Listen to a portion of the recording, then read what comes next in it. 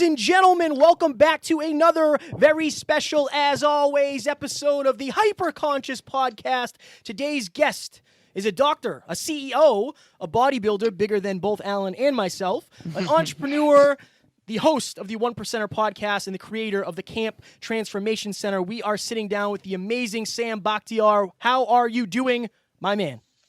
I'm doing fantastic, man. How are you doing? We are both living the dream. We have been, this interview's been popping around for a little bit, but after you had me on your show, I told Alan that we have to make sure that we chat with you because not only do you have an amazing story, but I think that you tell it like it is. And not a lot of people do that today. So we want to chat with you about, who you are and how you became this version of yourself. So just so people know, like for anybody out there who hasn't heard of you, who are you today? Who is Sam Bakhtiar today in 2020? Well, today, I'm the CEO of the Camp Transformation Center, which is an international franchise with over 120 locations in the United States and now in South America and Mexico. I'm the CEO of 1% Nutrition. I'm a father of 3 kids, 2 girls and 1 boy. I'm a loving husband. And an aspiring person who just tries to be their best every single day. I like that. All right. So, and again, like this is the thing. We like to pull back the curtain, right? There's the Ferraris, there's the Lamborghinis, there's the really, really nice house, and there's the Rolls Royce. There's all of these things. But can you take us back to childhood for Sam? What early life was like for Sam? Because just as a perspective shift for a lot of people, like they see where you are now, but if you didn't tell them where you came from, they might not ever know. So can you take us back to the early days for you, Sam? Well, I was born in a third world country, Tehran, Iran, and as the third world country, Iran, if you guys follow Iran, they always have some kind of drama, either with the U.S. or with, Israel or Iraq. At that time, they had drama with Iraq. There was war. I grew up, getting bombed on every night, planes flying over, dropping bombs. And it was crazy. My mom and dad got divorced when I was 3 years old. My dad left to Canada and I never saw him again after that. So that was my early childhood until 11 years old. My mom says, what, we got to get out of here. We came to America as refugees of war. I thought I was coming to Beverly Hills because that's what I saw on TV. I thought everybody had Cadillacs and mansions and Bentleys. And, I didn't know there was other parts of the U.S. that they didn't show on TV. And I went to a little town called Sharon, Pennsylvania, which is in the middle of nowhere, Pennsylvania, which I was the only minority, in the entire town. I went to school. I got called names. I got bullied. I got picked on. I got beat up. And that was the early years of my life. So I remember hearing an interview with you where you talked about one of your first brushes with failure and rejection. That was when you were trying out for the basketball team, and so much came from that. And I think a lot of people have this negative association with failure. Can you take us through what happened when you tried out for that basketball team and how do you associate with that failure now looking back? Because that was like a huge thing for you. Absolutely, man. I mean, look, I all my life, ever since I remember how to walk, I was playing football. What I mean by the world knows football, right? Mm-hmm. So with that being said, I came to America, so I want to play football. They're like, no, football, we do American football. That's called soccer. They didn't have a soccer team. So I was devastated. I'm in a new country, I don't speak the language. My clothes doesn't fit. Everybody else looking at me different, and I'm not fitting in. I don't speak the language. So I'm like, what am I going to do? They don't have my favorite sport. And I didn't know nothing about football or baseball then. I just knew basketball. I got to put the ball in the hoop. So I figured, okay, I want to play sports. I got to do something. So I tried out for the basketball team, and that was horrible. I tried out for the basketball team, and I didn't make it. I was the only person that didn't make it, and I was absolutely devastated. And I cried. I went home. I said, Mom, I want to go back to the old country. I'd rather get bombed on than just be picked on and bullied and ridiculed. And my mom said, that's not, we don't have that choice. go get better at basketball. And after school, go practice basketball, get better, and try out next year. And I went to do that after a few months. I was playing basketball at the boys club after school, and then I saw, I discovered weight training, and I started working out, and I've loved not only what it did for me on the outside, on the physical part, but also what it did for me as far as my self-esteem, self-worth, confidence. And soon after that, I knew that that's what I wanted to do the rest of my life. So, Sam, I was listening to a podcast earlier that you were on with one of our mentors, David Meltzer, and you were talking about how the world is full of a lot of distractions today and how one of the strengths that you've found in yourself is your ability to focus on the things that matter most. Can you go into, for me, I think that weight training has really helped me hone my focus, my ability to focus, because when you're trying to do 12 reps of heavy weight, you really can't focus on much else. Otherwise, you're going to fail. So can you go into the importance of weight training and what that's done for you? Well, I mean, look, man, I think weight training is a metaphor to life, isn't it? Right.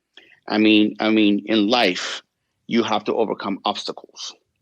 Weight training shows you how to overcome obstacles and weights. When I first started working out, I couldn't even bench press the bar. But after a week, I was bench pressing the bar. Then after that, I put on 10 pounds. And then I took 20 pounds. And after that, I put the big plate. And then, steadily, I got bigger and stronger, and saw the progress. And life is the same thing. It's the same discipline. The obstacles are going to be the weight.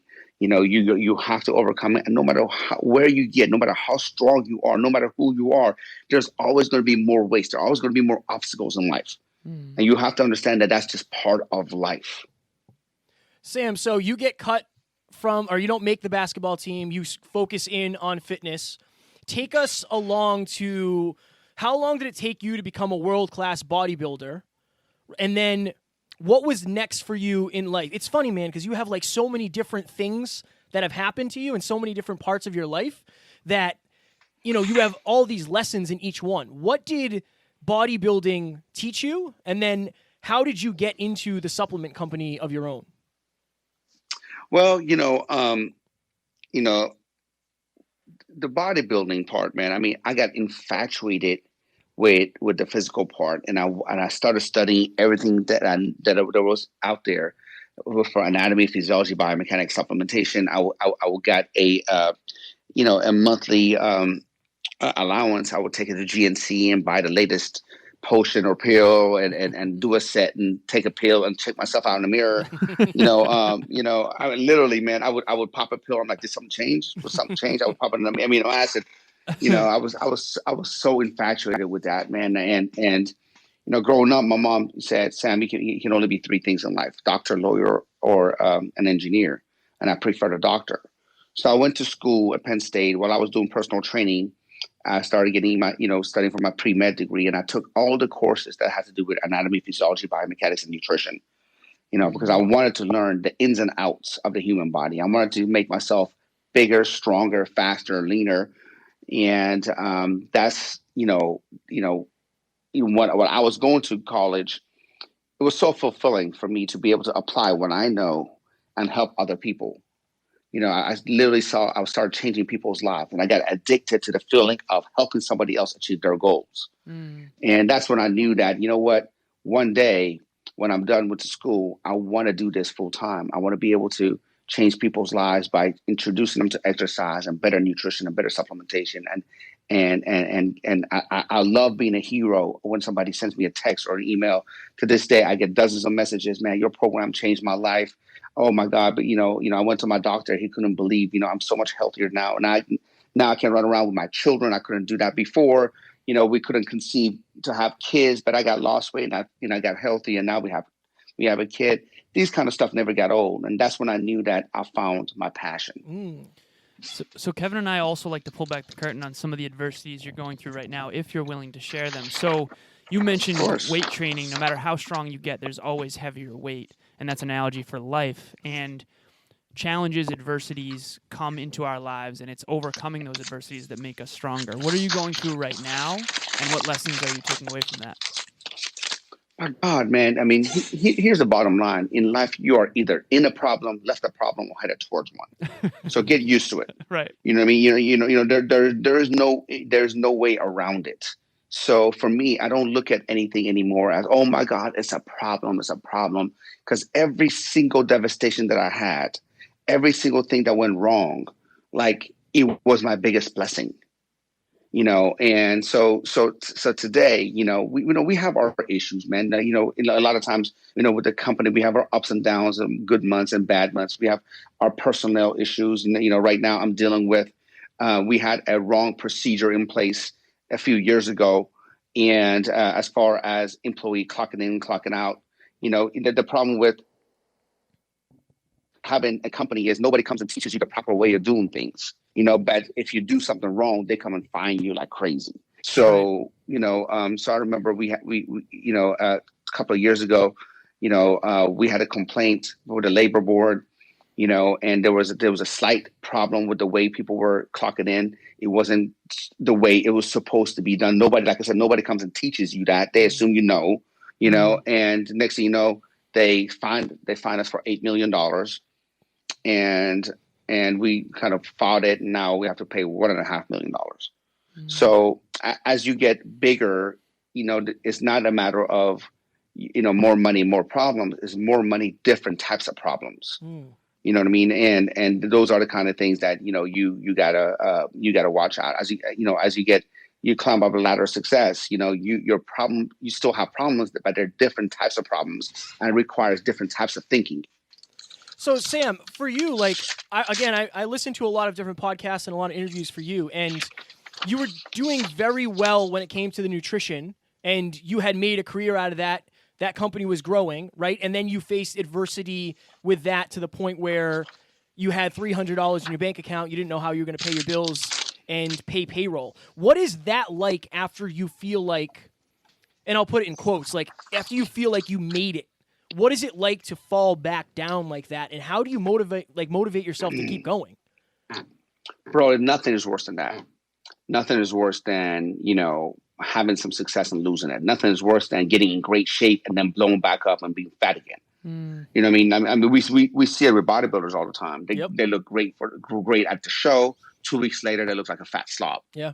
You know what I mean? And that's very depressing, but you always have to understand when something like that happens, always say, what's the alternative? What's the alternative? What are you going to do? There's really two options. Get back up and keep trying and get back on track, or just quit and feel sorry for yourself and make excuses. So just like anything else, man, when I have a really, really bad day, I order a big ass pizza. I'll watch some daytime TV for one day, go to sleep early, get up the next day, and I'm right back at it. Same. That sounds very familiar. I like that. It doesn't take long to go backward to realize this is the worst. I got to go back to the other way. Yeah, I just say, just like I said, a big ass pizza. What kind? You know what? I like Hawaiian pizza, bro. Okay. I like the pineapple and the ham and all that kind of stuff. I watch some daytime TV, maybe a couple of Netflix movie. Right. I'm done. I'm done feeling sorry for myself for that. It takes me about 24 hours. I'm done. I got to get back up. I can't be doing this shit, man. Exactly. After the 24th hour, you're like, all right, I really, really feel bad enough now where I'm motivated again. Perfect. Well, for sure. Even talking about that, Sam, like you're a very high achiever. You have achieved a lot. What is your take on fulfillment and how do you balance being happy with grinding and working long hours and achieving so much? Like, what is that balance for you? Dude, for me, happiness is grinding. For me, happiness is improving. For me, happiness is discipline. I'm the most happy when I'm the most disciplined. I'm the most unhappy when I don't have a plan and I'm not any discipline and I'm winging it. I can't wing life, and so I find happiness in that. Now, I know a lot of people are like, how can you find happiness in that? And I'm a different, I have a kind of like a psycho work ethic that I don't expect everybody to have. I'm an immigrant. I came from nothing. So when I come to America, there's opportunities, man. I'm like a kid in the kid in the candy store. I'm going all out now. So, a lot of people, man, I mean, they say, how can I balance, happiness and the grind, and all that. And I'll tell you this, man, for people who are trying to find that balance, you really got to manage your time. Well, a lot of people don't do is that they go to work and they grind. They're busy, but they're not effective. Right. So they're all day running around. They feel like they're grinding, but they're really not grinding. What you have to realize is, what are you doing that's really, really effective, and what are the stuff that's really busy? So they're stressed out because they're been ineffectively, and then they go to work and they get all this stuff that they still need to do, and now they're with their kids and their wife. They feel guilty because they need to be at work because they didn't get their shit done when they're supposed to. So I really like what you just said. I'm reading a book called The 7 Habits of Highly Effective People by Stephen Covey Love that right book. now. It's such a powerful book, and he talks a lot about being efficient versus being effective. Because what if you're being efficient and trying to get better at doing the things that I talked to Kevin earlier today. I texted him. I said, let's do an episode on working in your life versus working on your life. Because you can get better at climbing a mountain, but what if you're climbing the wrong mountain for you? What if you're climbing someone else's mountain? So, for example, you mentioned doctor, engineer, lawyer. So you climbed a mountain originally. Was that, out of your own deep desire, or was that out of what you were quote unquote supposed to do? No, that was to honor my mom. I come from a family that that's what they want. So that we came to America, I honored my mom, gave her degree. I never practiced. I started my entrepreneurship journey. And I think that college gave me a lot of the tools that I needed, not stuff that I used that I learned there, but as far as like time management and punctuality and being able to stay on assignment and responsibility and things like that. So I don't regret any of that, at all.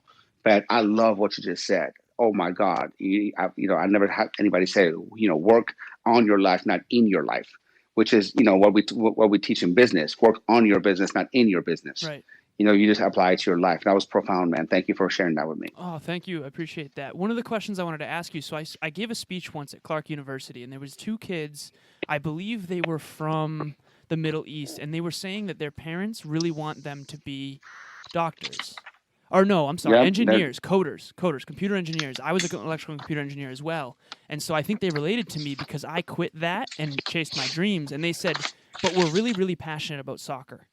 And we love soccer, and we feel like we can make a run at this thing, but we don't want to disappoint our parents. So for anyone who's listening right now, who I often say to myself, the top 5 regrets of the dying, there's a woman named Bronnie Ware who wrote a book. She worked in hospice for a long time, and she found the top 5 regrets that people said, I wish. The number 1 is I wish I had lived a life true to myself and not what others expected of me.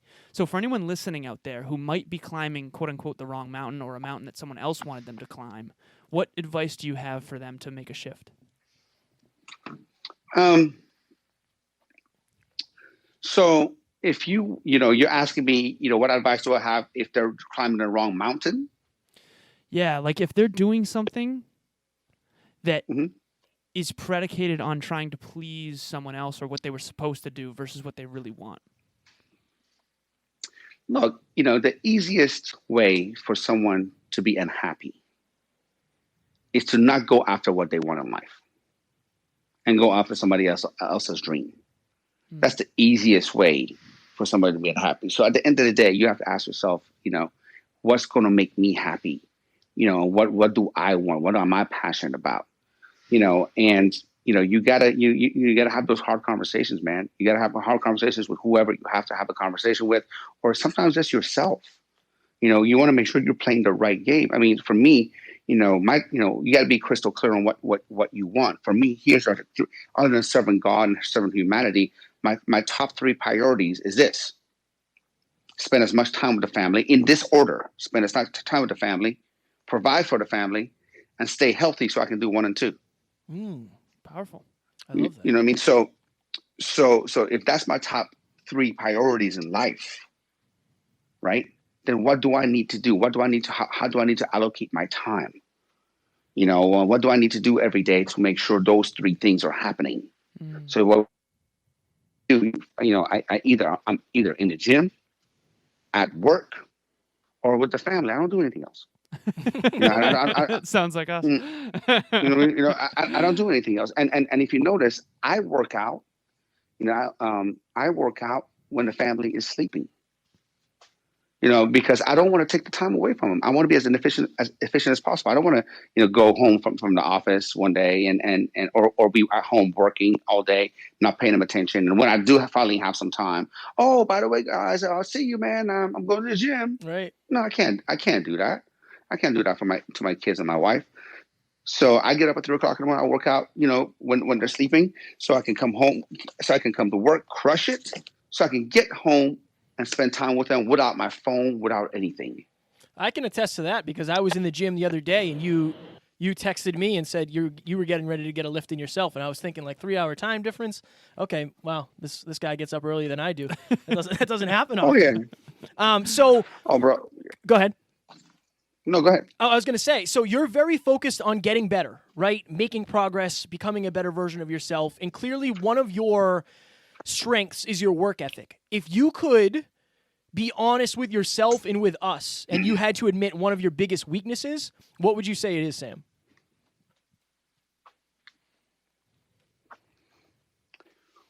Wow. Let me see. One of my biggest weaknesses when it comes to work ethics? When it comes to life, anything that you think like, you know what, I really wish I was a little bit better at controlling my temper or communication, whatever it is for you. Oh, okay. Currently or before? Currently. Okay. So currently, this is something that I'm so regimented. I love systems and predictability. I don't like the unknown. So for my life, I have a system. I'm very predictable. You'll find me at the gym the same time every day. If somebody wanted to kill me, it's really easy. They know exactly where I'll be. I'll be at the gym at 3 a.m. Yeah. Yeah, like they know exactly. I love predictability.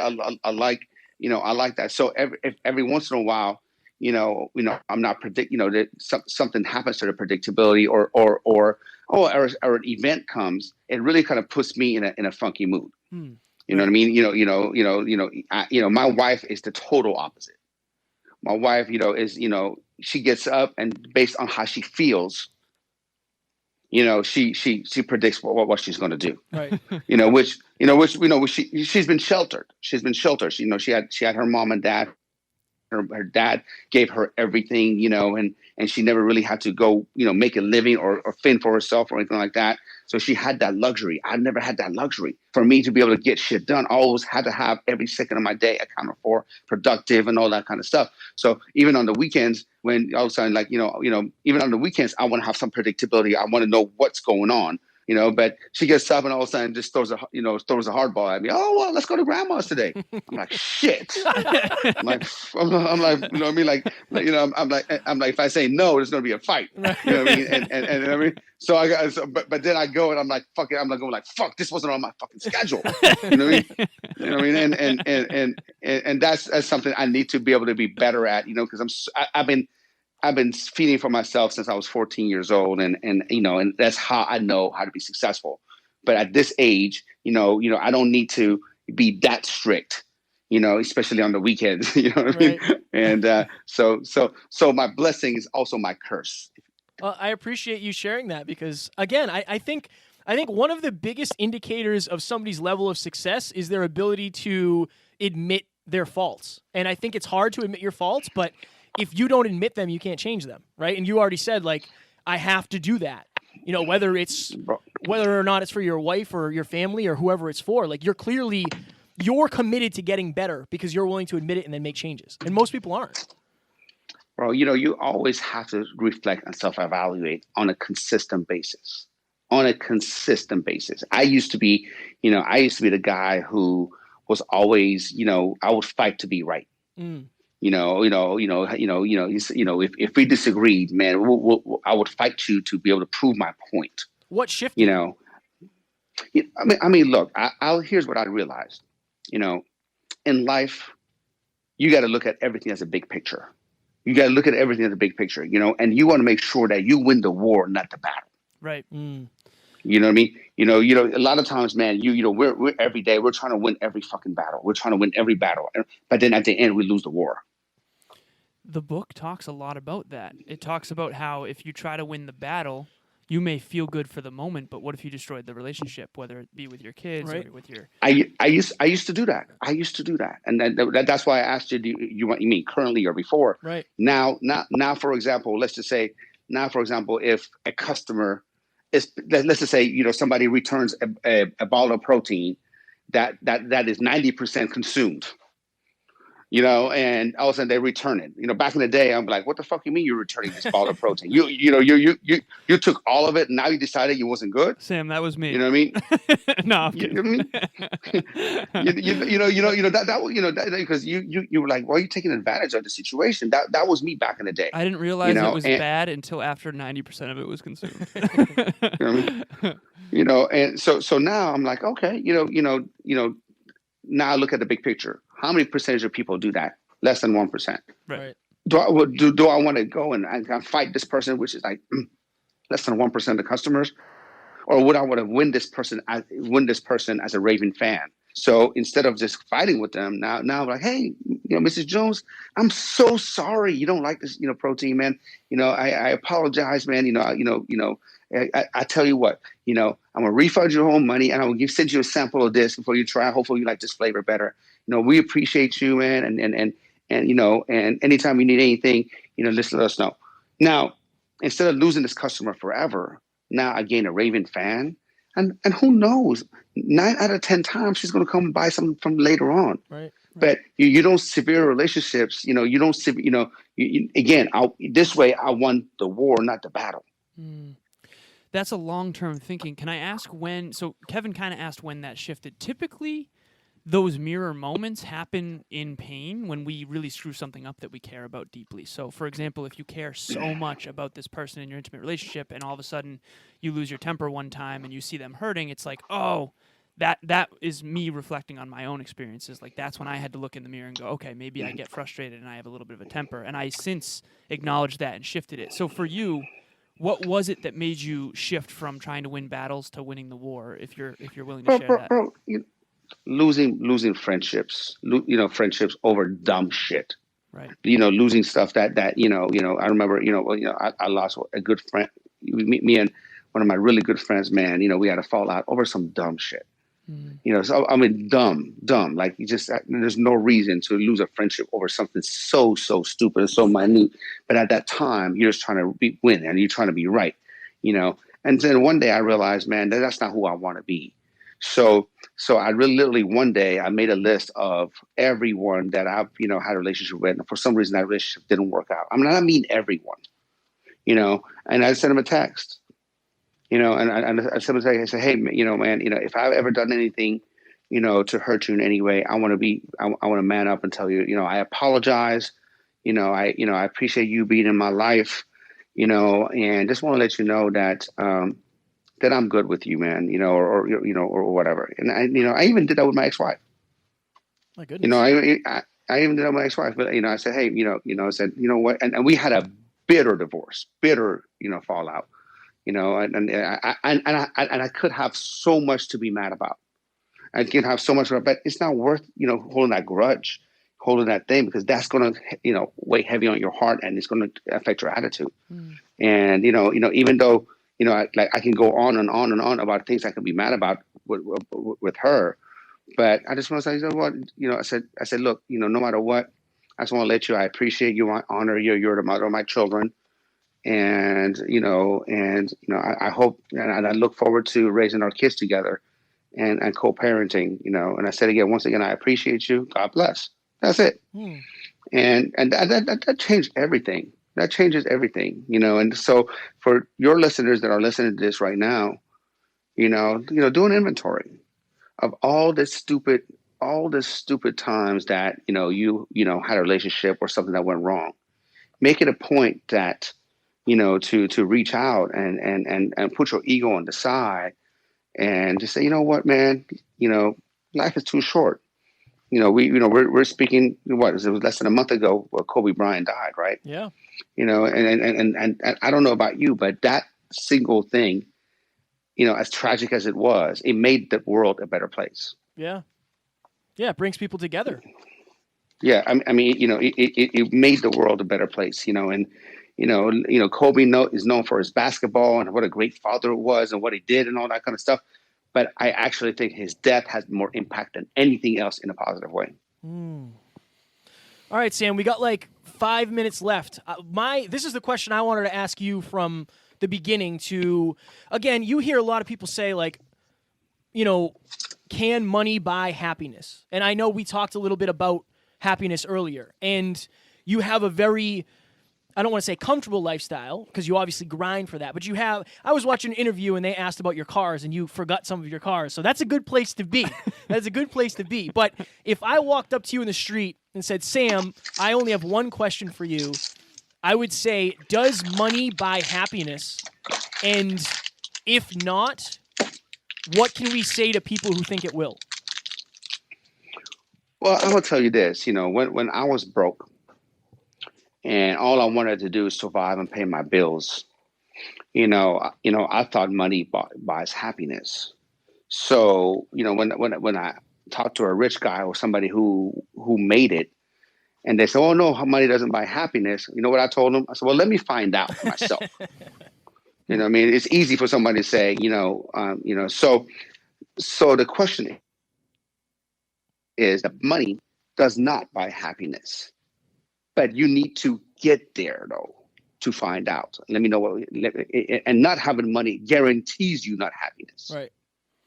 Does that make sense? Yeah. That happened to both Kevin and myself. So being broke is a guaranteed unhappiness. Because nobody is happy if they can't pay their bills. Nobody's unhappy with the stress of keeping the lights on. Nobody's unhappy if they're not providing for their wife and their children. And nobody's unhappy where their basic necessities are not. Nobody's going to be happy. I don't care what anybody say. You know what I mean? So not having money, not having, thing is in. But money also has a diminishing return, which means that, all right, so, I have a, pretty decent home. I have a, couple of cars, I have some money in the bank.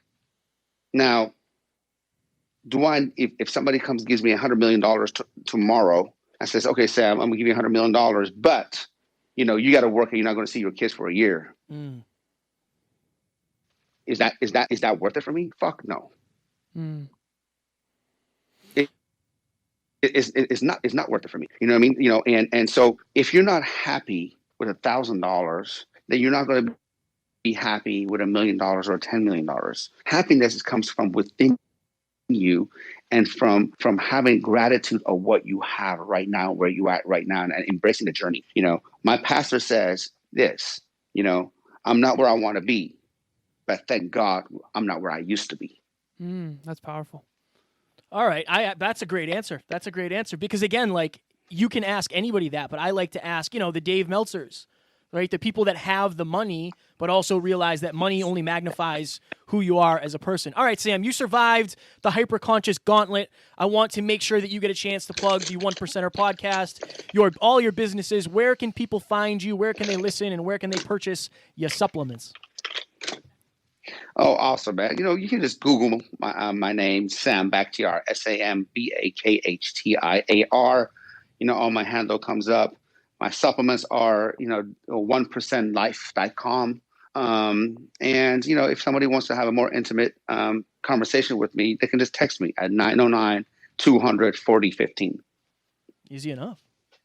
Sam, if you could leave the listeners with a 10-second piece of inspiration or motivation or something to break something loose in their consciousness, what would it be, my friend? I will tell them this, man. Life is all about not giving up. Life is all about getting back up. Life is going to knock you down. No ifs, ands, or buts about it. Nobody has gone through life undefeated. So as long as you understand that, you're going to get punched in the face, you're going to get knocked down. But as long as you're going to get back up, sooner or later, you're going to have a breakthrough. It's not a matter of if, it's just a matter of when. Sam, this has been a pleasure. I really appreciate you coming on the show, and I have learned a lot, and I will not let life keep us down. I like that. Thank you guys for having me on the show. Absolutely. Ladies and gentlemen, Sam Bakhtiar. Talk to you soon. Take care, guys. Bye-bye.